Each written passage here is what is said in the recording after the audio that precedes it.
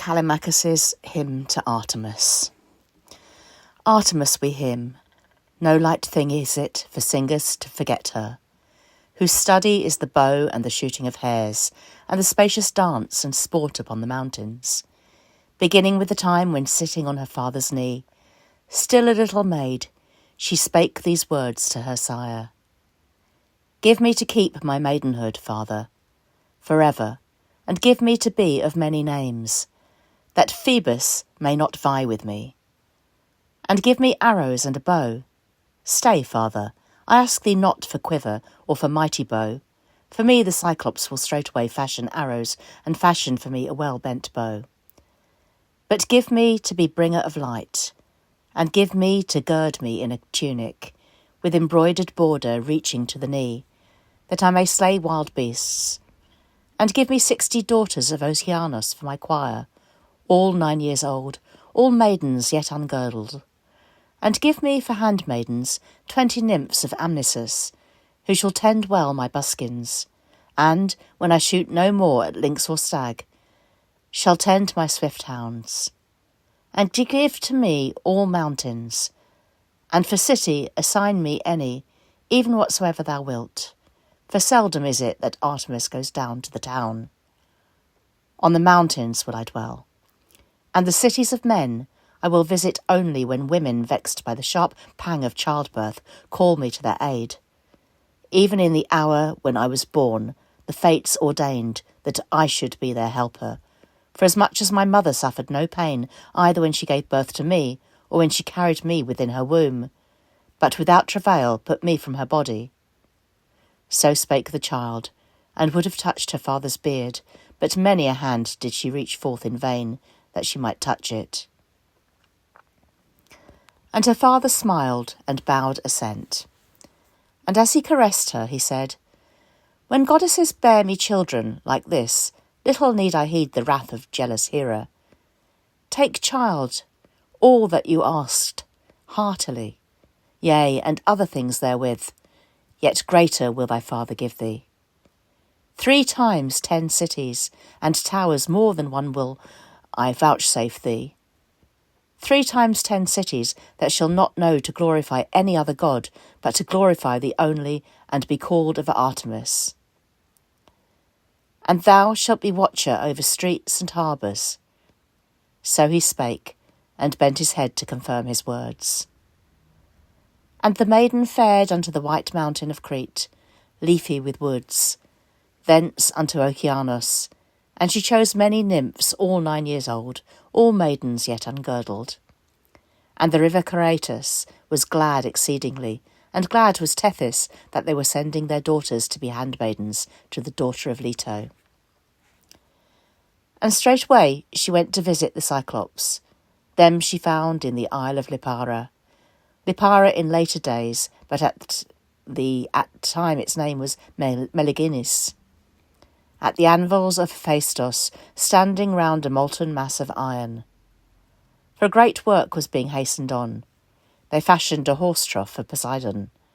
And the nymphs were affrighted when they saw the terrible monsters, like unto the crags of Ossa. All had single eyes beneath their brows, like a shield of 4-fold hide for size, glaring terribly from under.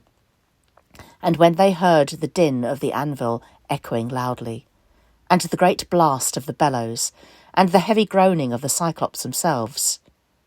For Aetna cried aloud, and Trinachia cried, the seat of the Sicanians, cried too their neighbour Italy, and Kyrenos therewithal uttered a mighty noise, when they lifted their hammers above their shoulders, and smote with rhythmic swing, the bronze glowing from the furnace or iron, labouring greatly. Wherefore the daughters of Oceanus could not untroubled look upon them face to face, nor endure the din in their ears. No shame to them. On those not even the daughters of the blessed look without shuddering, though long past childhood's years. But when any of the maidens doth disobedience to her mother, the mother calls the Cyclops to her child, Arges or Steropes, and from within the house comes Hermes, stained with burned ashes. And straightway he plays bogey to the child, and she runs into her mother's lap with her hands upon her eyes. But thou, maiden, even earlier, while yet but 3 years old, when Leto came bearing thee in her arms at the bidding of Hephaestus, that he might give thee handsel and Brontes, set thee on his stout knees. Thou didst pluck the shaggy hair off his great breast, and tear it out by force. And even unto this day the mid part of his breast remains hairless, even when mange settles on a man's temples and eats the hair away. Therefore right boldly didst thou address them then. Cyclops, for me too fashion ye a Cydonian bow and arrows, and a hollow casket for my shafts, for I also am a child of Leto, even as Apollon. And if I, with my bow, shall slay some wild creature or monstrous beast, that shall the Cyclops eat. So didst thou speak, and they fulfilled thy words. Straightway didst thou array thee, O goddess, and speedily again thou didst go to get thee hounds, and thou camest to the Arcadian fold of Pan. And he was cutting up the flesh of a lynx of Menelaus, that his bitches might eat it for food. And to thee the bearded god gave 2 dogs, black and white, 3 reddish and 1 spotted, which pulled down very lions, when they clutched their throats and haled them still living to the fold. And he gave thee 7 Cynosurian bitches swifter than the winds, that breed which is swiftest to pursue fawns, and the hare which closes not his eyes. Swiftest too to mark the lair of the stag, and where the porcupine hath his burrow, and to lead upon the track of the gazelle. Thence departing, and thy hounds sped with thee, thou didst find by the base of the Parasian hill deer gambolling, a mighty herd. They always herded by the banks of the black-pebbled Anaurus, larger than bulls, on from their horns shone gold. And thou wert suddenly amazed, and saidest to thine own heart, this would be a first capture worthy of Artemis. 5 were there in all, and 4 thou didst take by speed of foot, without the chase of dogs, to draw thy swift car. But 1 escaped over the river Caladon, by devising of Hera that it might be in the after days a labour for Heracles, and the Kyrenian hill received her. Artemis, lady of maidenhood, slayer of Tityus, golden were thine arms, and golden thy belt, and a golden car didst thou yoke, and golden bridles, goddess, didst thou put on thy deer. And where first did thy horned team begin to carry thee? To Thracian Haemus, whence comes the hurricane of Boreas, bringing evil breath of frost to cloakless men. And where didst thou cut the pine, and from what flame didst thou kindle it? It was on Mysian Olympus, and thou didst put in it the breath of flame unquenchable, which thy father's bolts distil. And how often, goddess, didst thou make trial of thy silver bow? First at an elm, and next at an oak didst thou shoot, and third again at a wild beast. But the 4th time, not long was it ere thou didst shoot at the city of unjust men, those who to one another, and those who towards strangers wrought many deeds of sin, toward men on whom thou wilt impress thy grievous wrath. On their cattle plague feeds, on their tilth feeds frost, and the old men cut their hair in mourning over their sons, and their wives either are smitten or die in childbirth, or, if they escape, bear birds whereof none stands on upright ankle. But on whomsoever thou lookest smiling and gracious, for them the tilth bears the corn ear abundantly, and abundantly prospers the 4-footed breed, and abundant waxes their prosperity. Neither do they go to the tomb,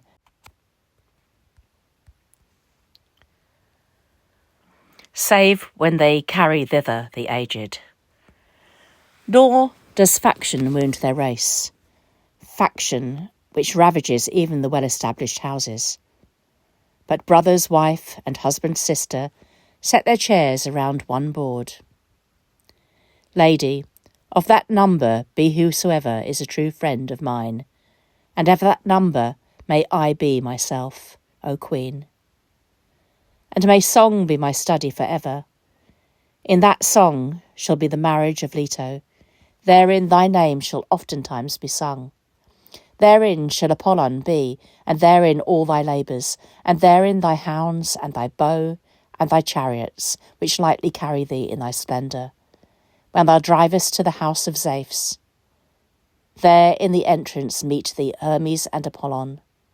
Hermes, the lord of blessing, takes thy weapons. Apollon takes whatsoever wild beast thou bringest. Yea, so Apollon did before strong Alcides came. But now Phoebus hath this task no longer. In such wise the anvil of Tyrrhenes stands ever before the gates, waiting to see if thou wilt come home with some fat morsel. And all the gods laugh at him with laughter unceasingly, and most of all his own wife's mother, when he brings from the car a great bull or a wild boar, carrying it by the hind foot, struggling. With this sunning speech, goddess, doth he admonish thee. Shoot at the evil wild beasts, that mortals may call thee their helper, even as they call me. Leave deer and hares to feed upon the hills. What harm could deer and hares do? It is boars which ravage the tilth of men, and boars which ravage the plants, and oxen are a great bane to men. Shoot also at those. So he spake, and swiftly busied him about the mighty beast. For though beneath a Phrygian oak his flesh was deified, yet hath he not ceased from gluttony. Still hath he that belly wherewith he met Theodamus at the plough. For thee, the nymphs of Amnisus rub down the hinds loosed from the yoke, and from the mead of Hera they gather and carry for them to feed on much swift-springing clover, which also the horses of Zeus eat, and golden troughs they fill with water, to be for the deer a pleasant draught. And thyself, thou enterest thy father's house, and all alike bid thee to a seat, but thou sittest beside Apollon. But when the nymphs encircle thee in the dance, near the springs of Egyptian Inopus, or Pitane, for Pitane too is thine, or in Limne, or where, goddess, thou camest from Scythia to dwell, in Alea Araphenides, renouncing the rights of the Tauri. Then may not my kine cleave a 4-acred fallow-field for a wage at the hand of an alien ploughman, else surely, lame and weary of neck, would they come to the byre. Yea, even were they of Stymphian breed, 9 years of age, drawing by the horns, which kine are far the best for cleaving a deep furrow. For the god Helios never passes by that beauteous dance, but stays his car to gaze upon the sight, and the lights of day are lengthened. Which now of islands, what hill finds most favour with thee? What haven? What city? Which of the nymphs dost thou love above the rest? And what heroines hast thou taken for thy companions? Say, goddess, thou to me, and I will sing thy saying to others. Of islands, Doliche hath found favour with thee, of cities, Perga, of hills, Tegeton, the havens of Euripus, and beyond others thou lovest the nymph of Gortin, Britomartis, slayer of stags, the goodly archer, for love of whom was Minos of old distraught, and roamed the hills of Crete. And the nymph would hide herself now under the shaggy oaks, and anon in the lower meadows. And for 9 months he roamed over crag and cliff, and made not an end of pursuing, until, all but caught, she leapt into the sea from the top of a cliff, and fell into the nets of fishermen, which saved her. Whence, in after days, the Cydonians call the nymph the Lady of the Nets, Dictina. And the hill whence the nymph leapt they call the Hill of Nets, Dictaeon, and there they set up altars and do sacrifice. And the garland on that day is pine or mastic, but the hands touch not the myrtle. For when she was in flight, a myrtle branch became entangled in the maiden's robes, wherefore she was greatly angered against the myrtle. Upis, O queen, fair-faced bringer of light, Thee too the Cretans name after that nymph. Yea, and Kyrene thou madest thy comrade, to whom on a time thyself didst give 2 hunting dogs, with whom the maiden daughter of Hypsius, beside the Aeolcian tomb, won the prize. And the fair-haired wife of Cephalus, son of Dioneus, O lady, thou madest thy fellow in the chase, and fair Anticlea, they say thou didst love even as thine own eyes. These were the first who wore the gallant bow and arrow-holding quivers on their shoulders. Their right shoulders bore the quiver strap, and always the right breast showed bare. Further thou didst greatly commend swift-footed Atalanta, the slayer of boars, daughter of Arcadian Aesius, and taught her hunting with dogs and good archery. They that were called to hunt the boar of Calydon find no fault with her, for the tokens of victory came into Arcadia, which still holds the tusks of the beast. Nor do I deem that Helios and foolish Rhoecus, for all their hate, in Hades slight her archery. For the loins, with whose blood the height of Menelaus flowed, will not abet the falsehood. Lady of many shrines, of many cities, hail, goddess of the tunic, sojourner in Miletus. For thee did Neleus make his guide, when he put off with his ships for the land of Cecrops. Lady of Cession and of Imbressus, throned in the highest, to thee in thy shrine did Agamemnon dedicate the rudder of his ship, a charm against ill weather, when thou didst bind the winds for him. What time the Achaean ships sailed to vex the cities of the Tigri, wrath of Rhamnusian Helen. For thee, surely, Proetus established 2 shrines, one of Artemis of maidenhood, for that thou didst gather for him his maiden daughters, when they were wandering over the Ozanian hills. The other he founded in Lusa, to Artemis the gentle, because thou tookest from his daughters the spirit of wildness. For thee too the Amazons, whose mind is set on war, in Ephesus beside the sea, established an image beneath an oak trunk, and Hippo performed a holy rite for thee. And they themselves, O Upis, queen, around the image danced a war dance, first in shields and armour, and again in a circle, arraying a spacious choir. And the loud pipes thereto piped shrill accompaniment, that they might foot the dance together, for not yet did they pierce the bones of the fawn, Athena's handiwork, a bane to the deer. And the echo reached unto Sardis, and to the Berecynthian range, and they with their feet beat loudly, and there with their quivers rattled. And afterwards around that image was raised a shrine of broad foundations, that it shall dawn behold nothing more divine, naught richer. Easily would it outdo Peitho. Wherefore in this madness insolent Lygdamis threatened that he would lay it waste, and brought against it a host of Cimmerians, which milk mares, in number as a sand, who have their homes hard by the straits of the cow, daughter of Inachus.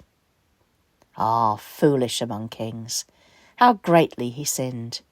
For not destined to return again to Scythia was either he or any other of those whose waggons stood in the Castrian plain. For thy shafts are ever more set as a defence before Ephesus. O lady of Municia, watcher of harbours, hail, lady of Pherae, let none disparage Artemis. For Oeneus dishonoured her altar, and no pleasant struggles came upon his city. Nor let any content with her in shooting of stags, or in archery. For the son of Atreus vaunted him not that he suffered small requital. Neither let any woo the maiden, for not Otus nor Orion wooed her to their own good. Nor let any shun the yearly dance, for not Tearless to Hippo was her refusal to dance around the altar. Hail, great Queen, and graciously greet my song.